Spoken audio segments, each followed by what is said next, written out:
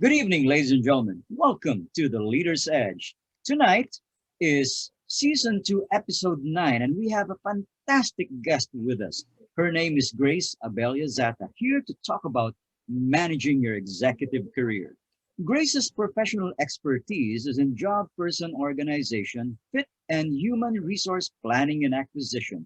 She is currently the CEO of the IRCI Institute Global Executive Board. She has always been interested in research and groundbreaking perspectives in leadership and management. And as the president of Corporate Executive Search, a pioneer in the Philippines, she has had access to practical knowledge and evolving insights about executive talent management. She's also a past president of the People Management Association of the Philippines. Ladies and gentlemen, let's give a warm welcome to Grace. Grace, good evening. Good evening, Dino. I'm happy to be here. Career and work, they are a source of joy and fulfillment to many people. So I am happy to be able to share my insights and knowledge. So, Grace, tell us more about managing your executive career. Okay, I'm happy to start. I hope this will be a practical and an interesting presentation for all of you. Okay, so I would like to start by telling you what the structure of the presentation is so that you can easily follow Okay. and the parts of this descent. Okay, I am quite hopeful. I am positive that this will be interesting and helpful for you because I'm going to share insights from the point of view of a search professional who has done hundreds of searches about how to plan out a leadership and management career track. Although I am thinking that this will also be helpful for technologists and scientists. And I had in mind people who are currently in mid-level managerial positions up to one down the CEO.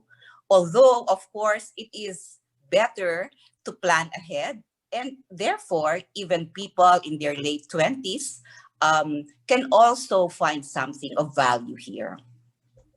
Okay, so let's see, there will be two parts. Part 1, we'll talk about what your CV says about you. In part 2, we jump off from part 1, use it as an anchor, and then I'm going to talk about frequently asked questions about managing your career. Okay, so let's start part 1. What does your CV say about you? Okay. One very important thing that recruitment managers, hiring managers look for is job stability, because it is an indication of performance. It could also be an indication of emotional stability, resilience, the ability to work through conflicts or challenges. Companies, recruiters do not like, or hiring managers will naturally avoid people who seem to be experiencing chronic discontent. Okay, number 2, second is thinking and communication skills. If you were to ask many HR leaders, what are the musts when they evaluate the potential for executive talent, many of them will say intelligence. Now, executive intelligence is a complex mix of different kinds of thinking abilities: strategic thinking, analytical thinking, critical thinking, creative thinking. But common to all this, and a prerequisite, is clarity of thought. And clarity of thought is the ability to sift through all the information and to crystallize, to distill and crystallize the most important ideas. Okay? So how does that become evident or apparent? How is thinking and communication skills evident or apparent in one CV? It is your ability to use precise language and in as few words as possible, and to differentiate yourself from your peers and from other professionals. So that is thinking abilities and communication skills. Next is breadth and depth of experience. Let me give an example as an illustration because I think it's easier to do this. Let us look at person A, professional A, and professional B. Professional A is the HR business partner of a fairly large business vertical, like probably one product line in the company. And HRBP, who has the rank of manager, has a team of functional experts supporting her at the back office. She reports to the HR director of the company, but also reports to the, because there are matrix organizations, matrix arrangements now, but also reports to the head of the business unit. So professional B is also the title, the designation is also HR manager. But he or she reports to the president of the company and is part of the management team. She is also the performance manager of the heads of the different sub-disciplines under her function. So in this situation, professional B, okay, the HR manager reporting to the president has greater breadth and depth of experience. Okay, so let's look. Of course, career progression and achievements, that is self-explanatory. If your boss resigns and you are chosen to replace him or her, that's a very good sign. Achievements, I will talk about. That's interesting. Let's talk about that in part 2.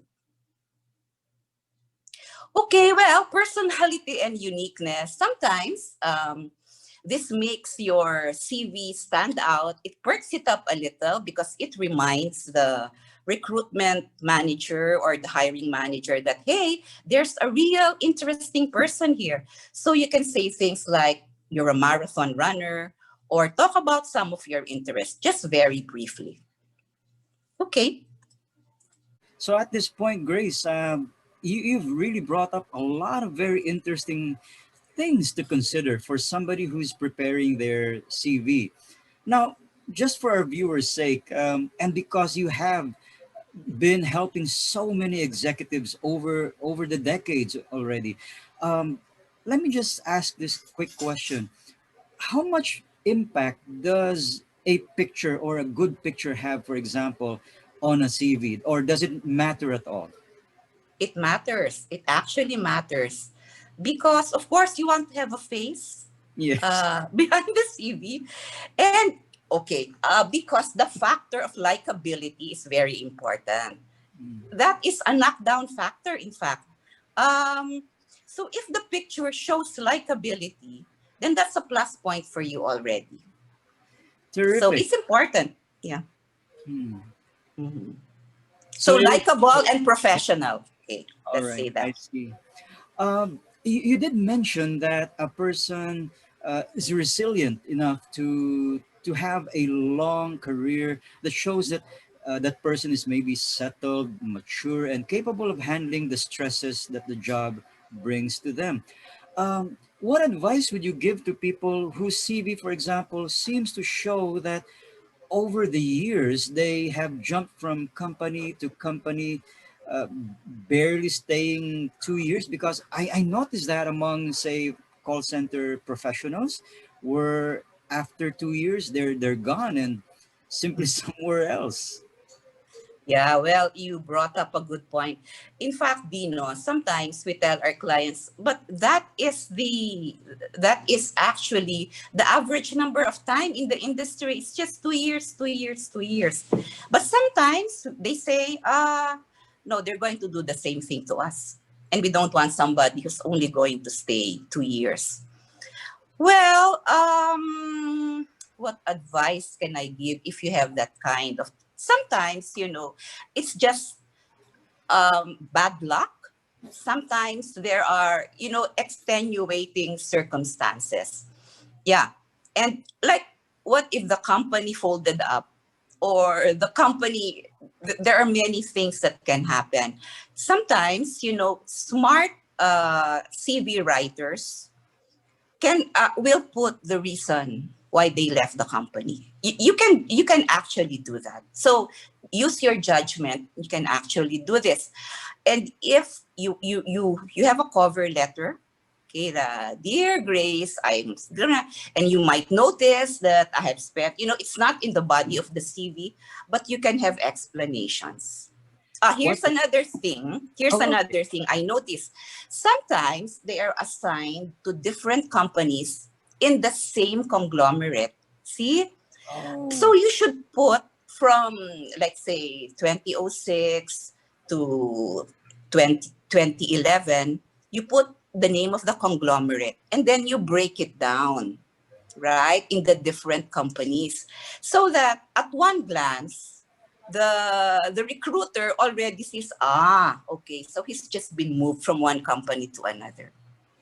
you raised very good points there because, for example, some people stay only 2 years because that's what their contract says in Riyadh Exactly, or in exactly. Dubai.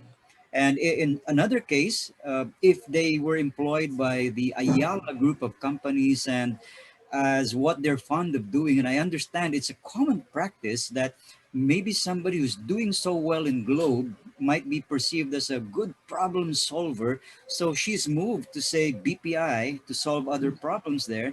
And when she completes her mission, she gets moved to, say, um, another company within BPI sphere or Ayala sphere. So indeed, one Yeah, should specify where yeah, they right. move within the group.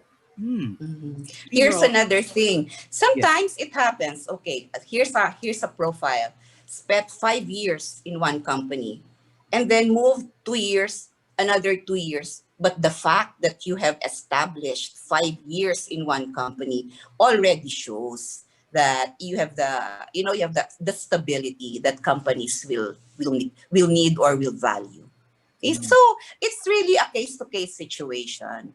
But as a general rule, it is a good idea to be able to establish job stability. Okay, so it doesn't have to be you don't have to be stay 5 years, 5 years, 5 years. That's actually too long. It depends Yeah. on how old you are, right? Yes. On where you are at the stage in your career. That's wonderful.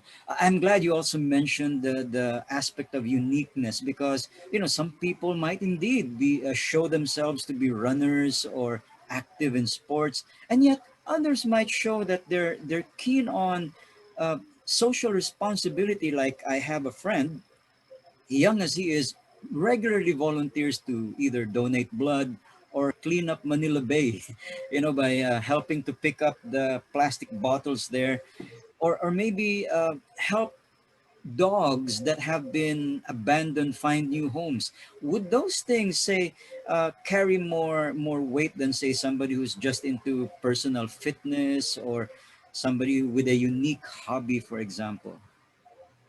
Well, I wouldn't judge. I really wouldn't judge or make differentiations among people. But those are good examples. I mean, yeah, people who are interested in causes, yeah, like climate change or cleaning up the environment. Those are all good things. And leadership positions, Dino, leadership positions.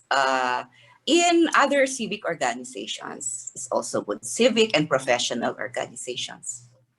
I suppose you're right because oftentimes you have to match applicants with company specific needs, and if a company happens to be an NGO and they're looking for Oh, somebody to take over, then somebody who's shown some interest in public service may make a better fit than, say, somebody who's just into their own personal thing.